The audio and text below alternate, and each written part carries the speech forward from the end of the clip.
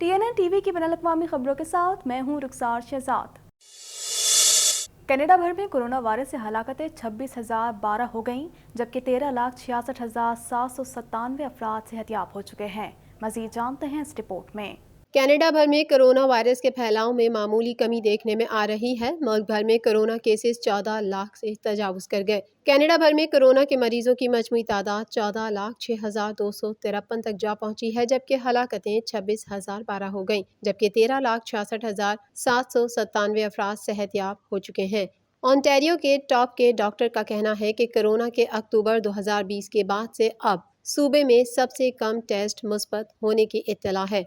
जुमेरात को ओंटारियो में कोविड-19 में मजीद 370 केसेस और 7 अमवात की इत्तला है।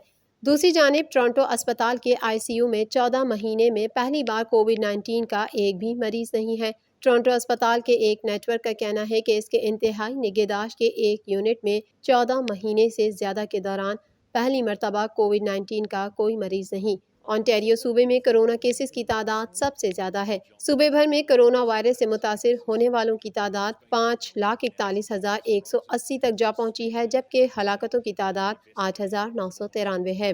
अलावा अजीज सूबे में कोरोना वायरस से बचाव की वैक्सीन की दूसरी खुराक की फराहमी को तेज किया जा रहा है। 9 और 10 मई को वैक्सीन की पहली खुराक हासिल करने वाले बिल तरतीब 21 और 23 जून से वैक्सीन की दूसरी खुराक के लिए इंदराज करवा सकते हैं। कनाडा में कोरोना वायरस के सबब सबसे ज्यादा हलाकतें क्यूबेक सूबे में हुई हैं, जहां कोरोना वायरस के मजमूई केसेस की तादाद 3,73,531 है, जबकि सूबे में कोरोना वायरस के बायस होने वाली हलाकतों की तादाद 11,178 तक पहुँच चुकी है। कैनेडियन सूबे अल्बर्टा में केसेस की तादाद 2 लाख से तजावुज कर गई। सूबे में 2,31,008 अफराद कोरोना वायरस से मुतासिर हुए हैं, जबकि 2,280 अफराद हलाक हो चुके हैं। ब्रिटिश कोलंबिया में केसेस की तादाद 1,46,794 तक जा पहुंची है, जबकि सूबे में कोरोना वायरस से होने वाली हलाकतों की तादाद 1,739 है। जुमे के रोज टोरंटो में गरज चमक के साथ बारिश का इम्कान है, जबकि धूप भी निकली रहेगी। शहर का कम से कम दर्जे हरारत 27 डिग्री सेंटीग्रेड रिकॉर्ड किया गया। मज़ीद तफसीलात जानते हैं इस रिपोर्ट में। जुमे के रोज टोरंटो में गरज चमक के साथ बारिश का इम्कान है, जबकि धूप भी निकली रहेगी। शहर का कम से कम दर्जा हरारत 27 डिग्री सेंटीग्रेड रिकॉर्ड किया गया, जो रात में 21 डिग्री सेंटीग्रेड हो जाएगा। टोरंटो में इस वीकेंड पर मौसम मिला जुला रहेगा। एनवायरमेंट कैनेडा के मुताबिक शहर में बारिश का भी इम्कान है और सूरज भी अपने रंग दिखाएगा। इस वीकेंड पर शहर का कम से कम दर्जा हरारत 15 जबकि ज्यादा से ज्यादा 28 डिग्री सेंटीग्रेड रहेगा। हफ्ते के रोज शहर में दिन के औकात में धूप के साथ हल्के बादल छाए रहेंगे, जबकि दर्जा हरारत 28 डिग्री सेंटीग्रेड रहेगा, जो रात में 15 डिग्री सेंटीग्रेड हो जाएगा। इतवार के रोज शहर का कम से कम दर्जा हरारत दिन के औकात में 28 और रात के औकात में 17 डिग्री सेंटीग्रेड रहेगा। आइंदा हफ्ते शहर का कम से कम दर्जा हरारत मंगल के रोज 10 जबकि पीर के रोज ज्यादा से ज्यादा 27 डिग्री सेंटीग्रेड तक जाने का इम्कान है। कनाडा के वज़ीर आज़म जस्टिन ट्रूडो ने सुप्रीम कोर्ट ऑफ कनाडा में पहला मुस्लिम जज नामजद कर दिया। उनकी नामजदगी को ऐवान नुमाइंदगान की जस्टिस कमेटी से तौसीक की ज़रूरत होगी। मज़ीद तफसीलात जानते हैं इस रिपोर्ट में। कनाडा के वज़ीर आज़म जस्टिन ट्रूडो ने सुप्रीम कोर्ट ऑफ कनाडा में पहला मुस्लिम जज नामजद कर दिया। कैनेडियन सुप्रीम कोर्ट का पहला मुस्लिम जज नामजद कर दिया गया। वज़ीर आज़म जस्टिन ट्रूडो ने महमूद जमाल को नामजद किया। सुप्रीम कोर्ट ऑफ कनाडा में पहले मुस्लिम जज महमूद जमाल 1 जुलाई को कनाडा डे पर अपने ओहदे का चार्ज संभालेंगे। जस्टिन ट्रूडो ने कहा कि महमूद जमाल सुप्रीम कोर्ट का एक कीमती असासा होंगे। कनाडा में निज़ामी नस्ल परस्ती से निमटने की ज़रूरत है। याद रहे कि महमूद जमाल 2019 में ओंटारियो अपील कोर्ट में जज बने थे। अपनी 146 साल तारीख में कैनेडियाई सुप्रीम कोर्ट में अब तक सिर्फ सफ़ेद फाम ही जज हुआ करते थे। गो कि उनकी नामजदगी को अभी ऐवान नुमाइंदगान की जस्टिस कमेटी से तौसीक की ज़रूरत होगी, ताहम इसे महज एक रस्मी खानापूरी करार दिया जा रहा है। ऐवान नुमाइंदगान की तौसीक के बाद वो 1 जुलाई से सुप्रीम कोर्ट के जज के ओहदे का चार्ज संभालेंगे। कनाडा में दहशतगर्दी का शिकार होने वाले शहीद पाकिस्तानियों की याद में ताज़ियती जलसे का इनेकाद किया गया, जिसमें बड़ी तादाद में लोगों ने शिरकत की। मज़ीद जानते हैं इस रिपोर्ट में। कनाडा में दहशतगर्दी का शिकार होने वाले शहीद पाकिस्तानियों की याद में ताज़ियती जलसे का इनेकाद किया गया, जिसमें बड़ी तादाद में लोगों ने शिरकत की। ये जलसा हिमालय सीनियर्स ऑफ क्यूबेक की जानिब से मुनक़िद किया गया, जबकि इसमें दीगर जमातों Pakistan association of Quebec, Pakistan organisation of Quebec ने भी ताउन किया। جبکہ کینیڈین مسلم فورم نے بھی اس تعزیتی جلسے کی حمایت کا اعلان کیا۔ جلسے میں تقریباً 1500 سے زائد افراد شریک ہوئے، جبکہ ان میں پاکستانیوں کی تعداد کم رہی۔ اس تعزیتی جلسے سے نظام الدین نے خطاب کرتے ہوئے شہید خاندان سے اظہار یکجہتی کیا اور دہشت گردی کے اس سفاک واقعے کی شدید الفاظ میں مذمت کی۔ جلسے میں کینیڈا کے قومی اور صوبائی اسمبلیوں کے اراکین نے بھی شرکت کی۔ امریکہ نے سی سی ٹی وی کیمرے اور نگرانی کے آلات بنانے والی چینی کمپنیوں کو سیکیورٹی خطرات قرار دیتے ہوئے ان پر پابندی کی تجویز پیش کر دی۔ اس حوالے سے مزید جانتے ہیں۔ امریکہ نے سی سی ٹی وی کیمرے اور نگرانی کے آلات بنانے والی چینی کمپنیوں کو سیکیورٹی خطرہ قرار دیتے ہوئے ان پر پابندی کی تجویز پیش کر دی ہے۔ غیر ملکی خبر رساں ایجنسی کے مطابق امریکہ کی فیڈرل کمیونیکیشن کمیشن نے مواصلاتی اور نگرانی کے آلات بنانے والی 5 چینی کمپنیوں کو سیکیورٹی خطرہ قرار دیتے ہوئے پابندی عائد کرنے کا فیصلہ کر لیا ہے اور جلد ہی امریکہ کی جانب سے ان کمپنیوں کی مصنوعات پر پابندی عائد کر دی جائے گی۔ امریکی ریگولیٹرز جن کمپنیوں پر پابندی کے خواہش مند ہیں ان میں ہواوے ٹیکنالوجیز اور دیگر 4 برقی مصنوعات بنانے والی کمپنیاں شامل ہیں، جن میں سے ہینگزو ہکویژن ڈیجیٹل ٹیکنالوجی، ZTE اور ڈاوا ٹیکنالوجی بھی شامل ہیں، جن کی نگرانی کے کیمرے بڑے پیمانے پر امریکی اسکولوں اور سرکاری دفاتر میں استعمال کیے جا رہے ہیں۔ تاہم اب FCC نے انہیں سیکیورٹی خطرہ قرار دے دیا ہے۔ ان کمپنیوں پر پابندی کی تجویز میں FCC کا کہنا ہے کہ ان آلات کو دی گئی آتھرائزیشن ختم کرنے کی وجہ سے ان اسکولوں اور دیگر صارفین کو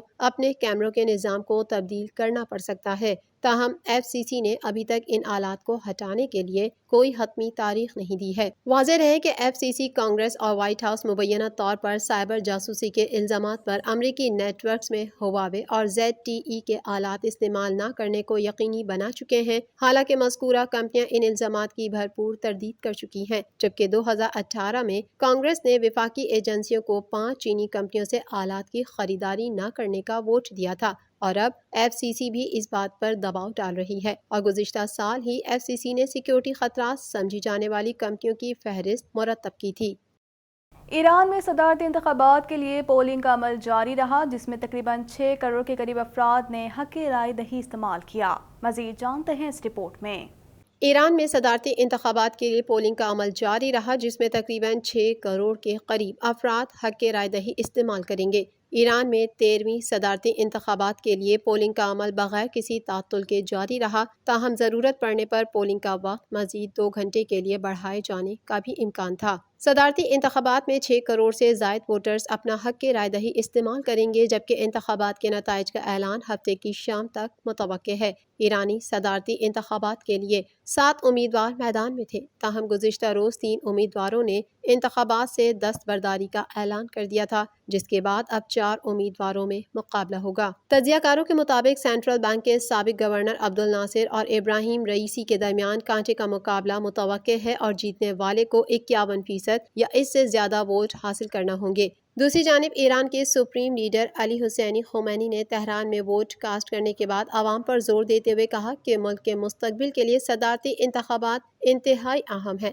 لہٰذا ہر شخص اپنے ووٹ کا حق استعمال کرے۔ امریکہ نے صدر طیب اردوان کی پیشکش قبول کرتے ہوئے کابل ایئرپورٹ کی سیکیورٹی ترکی کے حوالے کرنے کا فیصلہ کر لیا ہے۔ مزید تفصیلات جانتے ہیں اس رپورٹ میں۔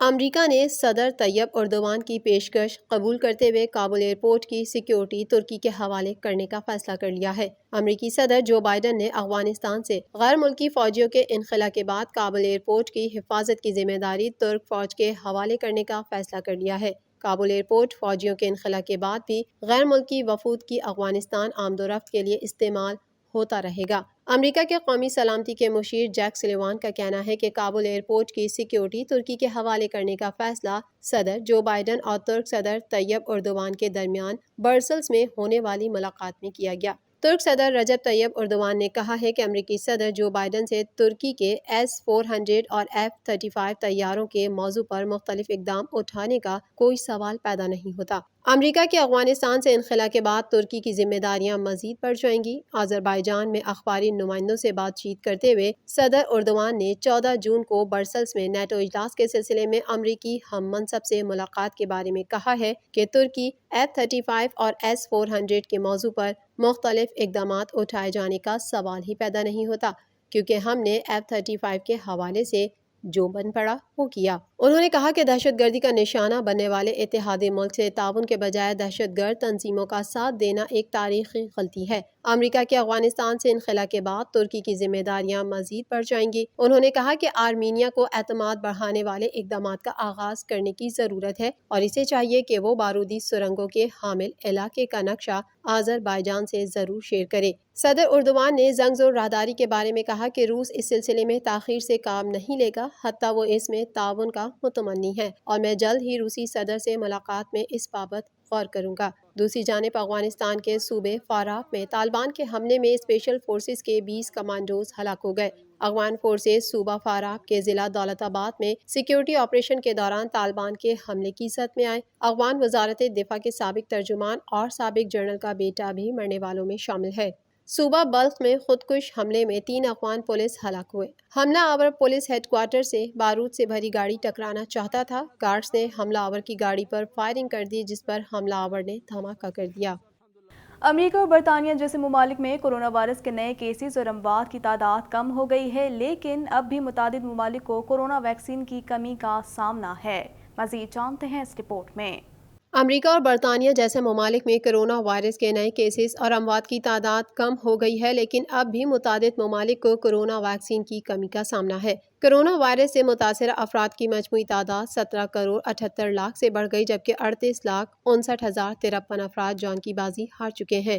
دنیا بھر میں کرونا سے صحت یاب ہونے والوں کی تعداد 16 کروڑ 27 لاکھ سے زائد اور فعال کیسز کی تعداد 1 کروڑ 16 لاکھ 44 ہزار سے زائد ہے۔ امریکہ میں کرونا سے مرنے والوں کی کل تعداد 6 لاکھ 16 ہزار 440 تک پہنچ گئی ہے، جبکہ 3 کروڑ 43 لاکھ 78 ہزار سے زائد متاثر ہیں۔ گزشتہ ہفتے انڈین ریاست بہار میں رپورٹ نہ ہونے والے کیسز کے سامنے آنے کے بعد کرونا وائرس کی وبا سے ہلاکتوں کی تعداد بڑھا دی تھی۔ بھارت میں کرونا سے متاثرہ افراد کی تعداد 2 کروڑ 97 لاکھ 62 ہزار سے زائد ہے اور 3 لاکھ 83 ہزار 521 افراد جان کی بازی ہار چکے ہیں۔ برازیل میں کرونا سے متاثرہ افراد کی تعداد 1 کروڑ 77 لاکھ 4 ہزار سے زائد ہو گئی اور 4 لاکھ 96 ہزار سے زائد افراد ہلاک ہو چکے ہیں۔ ترکی میں 53 لاکھ 42 ہزار سے زائد افراد کرونا سے متاثر اور 76,012 ہلاک ہو چکے ہیں۔ TNN ٹی وی کے نیوز بلیٹن سے فی الوقت اتنا ہی۔ مزید خبروں اور اپڈیٹس کے لیے دیکھتے رہیے TNN ٹی وی۔